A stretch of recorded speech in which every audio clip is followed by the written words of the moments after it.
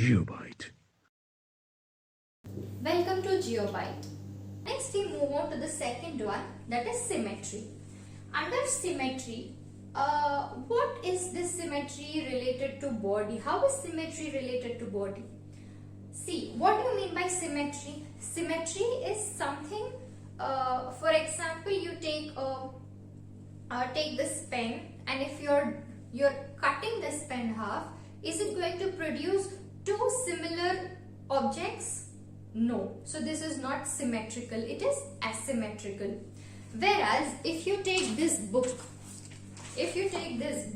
and cut it into half, it's going to produce two similar shapes. So this is a symmetrical object. In case of organisms, we will be dividing the body itself. We will cut the body using planes and see if it's producing two equal halves.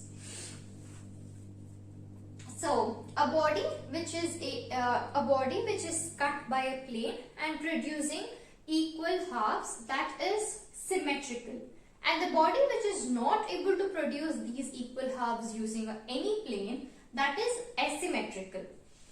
Now we need to give examples. As you all know, we can guess the example for the lower level of organization, or here in this case lower level of symmetry is nothing but porifera. So porifera is asymmetrical.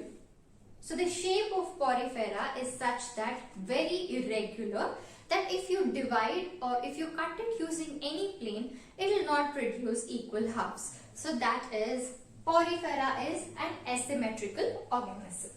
Next, under symmetrical, we have radial and bilateral. What this means? Let me take an example of this is Nidaria.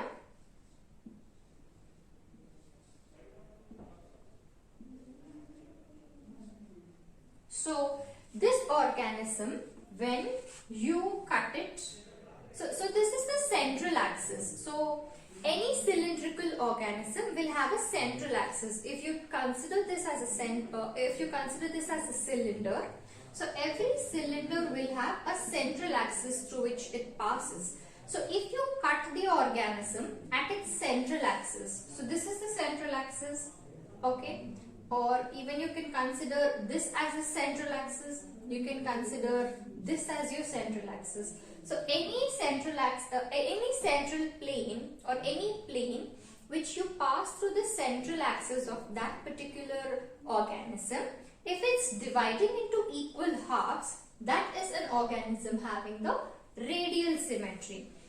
So did you understand what is a radial symmetry? It is, you will have to pass the plane through the central axis of the organism such that it divides the organism into two equal halves. Then it is said to have a radial symmetry. Now can you guess what are the organisms which are going to have radial symmetry? Yes, it is Coelenterata and Ctenophora. So Coelenterata and Ctenophora exhibit a radial symmetry. Also, an important point to be remembered here, the adult larval forms of Echinodermata are also radial. So we will come to it in a later stage when we talk in detail about Echinodermata. Okay, so we have seen radial symmetry. Next, we come to bilateral symmetry. Bilateral symmetry is a phenomenon where you will pass the axis. So human body is a very better example for showing what is a bilateral symmetry. If you pass an axis to the center of my body, you can see the right half and the left half. So there is only one plane which is dividing the body into a right and a left half. So this is the characteristic of bilateral symmetry. So all the organisms after Ctenophora, that is Platyhelminthes to Chordata, all of these exhibit the bilateral symmetry. Next we come to the arrangement of cells. Now, how does the arrangement, or from where does the arrangement of cells start? Okay, let me give you this way. the organism or a body starts from a stage called embryo. So you all know that the zygote develops into embryo in living organisms. Now this embryo, when it starts dividing, it forms different embryonic layers, and those embryonic layers further divide and form different tissues, cells, organs, and so on. What happens at a basic level will differentiate the organisms into diploblastic and triploblastic. What does this mean? In case of diploblastic, as the name indicates, di. Di means two. So in diploblastic organisms, the embryo is going to divide into two embryonic layers, that is ectoderm and mesoderm. What are they? Ectoderm and mesoderm.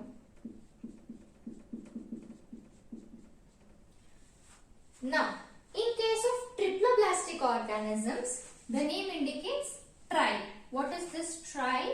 It means there is an ectoderm, there is a mesoderm, along with this, this is an endoderm. I'm sorry for the change. So here in diploblastic, you have an ectoderm and an endoderm. So ectoderm is the outer layer, endoderm is the inner layer. In case of triploblastic organisms, along with the ectoderm and endoderm, you have another layer which is called as mesoderm. In case of diploblastic organisms, you will not find mesoderm. So if suppose we'll take this as an embryo of a diploblastic organisms, so it's going to have an ectoderm. So let's take this as an ectoderm, and this is going to be your endoderm. Alright, now the area which is present inside ectoderm and endoderm is filled by a gel-like substance which is called as mesogel. What is it called? Mesogel, or it's also sometimes called as mesohyl. So you see, instead of mesoderm, in case of diploblastic organism, there is a jelly-like undifferentiated substance which is called as mesogel or a mesohyl.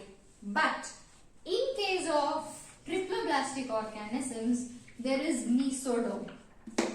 So mesoderm is not a gel-like substance, it's a solid substance. So it's going to be there everywhere. So this is the mesoderm which is present in the triploblastic organism. So depending on this arrangement of cells, organisms are classified into diploblastic and triploblastic. So if you see Porifera, Coelenterata, Ctenophora, these three belong to the diploblastic arrangement of cells, and the remaining from Platyhelminthes to Chordata, it is a triploblastic or arrangement of cells. Alright, moving on, next we have coelom. Okay, can you even guess what is this coelom? Alright, I'll tell you. Coelom is nothing but the body cavity. Coelom is a body cavity. Now to understand this better, we will need to have a cross section, or else let's suppose this is an organism like I have shown just now. So this organism is going to have a body wall and an alimentary canal. So if this is an alimentary canal of that particular organism, this is an alimentary or the gut canal, and this is the body wall. Now, there is a space between the gut, the alimentary canal and the body wall. The entire space is called body cavity or coelom. Why do we even need this coelom? See, suppose you hit an organism. So, it's going to have the shock on the body wall, and this coelom prevents the internal organs from getting that shock of the external hitting. So it in a way acts like a shock absorber. So that's about coelom. Now we'll see what are the different types in this particular coelom. Do all organisms have this body cavity? No. There are organisms which have the body cavity. There are organisms which do not have the body cavity at all. Now, what if they do not have the body cavity at all? How does it look? So, this will be your ectoderm. Alright. This is your alimentary canal. So, this is a cross section. I am showing you a cross section. Like for example, if you think this is the organism, it is going to have an alimentary canal here. So if you cut this organism like this, you are going to see this picture. So it is going to have an ectoderm, and surrounding the alimentary canal, it will have a endoderm, and then it's going to be covered with the mesoderm in between. So there is no cavity as such present in this organism. That is an acoelomate. What are the examples of acoelomate? Here we have Coelenterata, Ctenophora, Porifera. So these are acoelomates. So they do not have a coelom. Alright. Then what about this pseudocoelomate? See, when there is no coelom, it is acoelomate. When there is coelom, it is a coelomate. But what does pseudocoelomate mean? In case of coelomate, let's see coelomate and then try to understand what is a pseudocoelomate. What happens in case of coelomate is that, so if this is your ectoderm, you are going to have the body cavity. This body cavity is going to be lined with your mesoderm. So this is the body cavity which is lined with mesoderm all around. So this is the true coelom. Whatever is present here and here, this is the true coelom. This is the coelom which is present in all the organisms from, so we have from Annelida to Chordata, we have all of these organisms will be having this particular coelomate structure. In case of pseudocoelomate, what happens is, you will have your ectoderm, then you will have your endoderm, and it is not going to have mesoderm all around. This mesoderm is like a pouch, separate different pouches which are suspended in the cavity. So this is nothing but your cavity. This is your pseudocoelomate organism. So what are pseudocoelomates?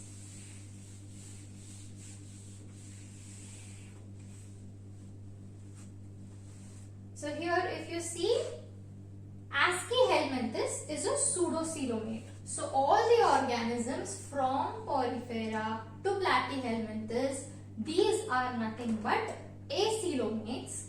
Platyhelminthes is a pseudocoelomate, and all the organisms from Annelida to Chordata are coelomate organisms. So that was all about the body cavity, that is the coelom. And the next one is segmentation.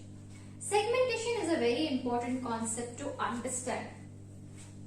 For segmentation, the best example is the earthworm. So if you take this as the body of the earthworm, it's going to have segments, right? So these segments are the true segments, that is, the body is segmented externally as well as internally. So it's like a train having bogies. So that's how the segmentation works out. Or if there is no segmentation, you can say there is repetition of organs. So we have repetition of organs taking place in segmented organisms. So earthworm is the best example for segmentation. There is another name for segmentation, that is called metamerism. Annelida and Arthropoda are the two classes which show segmentation. What are they? Annelida and arthropoda. So these are the two things which show the segmentation, proper segmentation. Alright, the next one is notochord. So notochord is a rod-like thing which is present in the dorsal side of the organism. The back side of the organism, you find this notochord. It's a rod-like thing which is derived from the mesodermal substance. The organisms which have notochord are called chordates. The organisms which do not have notochord are called non-chordates. Now if you see here, till ASCII helminthes, all are non-chordates, and from then on, from Annelida to Chordata, these are chordates, that is, they have notochord. So to summarize, we can do it in this way. We can actually remember the phyla based on the classification basis which we have taken. Like for example, in the entire Animalia, our first level of classification was the levels of organization. What are the levels of organization we discussed? We have cellular level of organization, then we have tissue and organ level of organization. After that, we have seen symmetry. Under symmetry, we have asymmetric and we have symmetric. Under symmetric again, what do we have? We have radial and then we have bilateral. Then we have our coelom, that is whether they are acoelomate or they might be pseudocoelomate or they might be a true coelomate. Shall we classify the organisms based on these? Alright. So, an organism which is cellular, which is asymmetric and which is an acoelomate, that is nothing but porifera. So, this entire class talks about porifera. These characteristics belong to porifera. So, depending on these basis, we classified the 5 organisms into this particular phyla called as porifera. So, we will study about sponges and all in this phylum. Next, coming to the tissue or the organ system which have the radial symmetry and they are acoelomates. So, these are nothing but Coelenterata and Ctenophora. These two organisms belong to these characters. They have radial symmetry and they are acoelomate. Next, we have tissue at the organ level of organization, bilateral symmetry, and they have a pseudocoelomate. Alright, so under bilateral also we have one acoelomate. Before pseudocoelomate, we have an acoelomate in bilateral. So, bilateral acoelomate is Platyhelminthes. So, Platyhelminthes belongs to bilateral, but it's an acoelomate. What if it's a bilateral and a pseudocoelomate? That is Aschelminthes. Aschelminthes is a bilateral organism which has a pseudocoelom. What about the organisms which have a bilateral symmetry and they have a coelom? They all are grouped under this. So, all these phyla have the coelom. Now, under these again, till here, the organisms till here, all of these are non-chordates. They do not have notochord, and all of these are chordates. So, we will study accordingly. We will first deal with the non-chordates and then we will go to the chordates.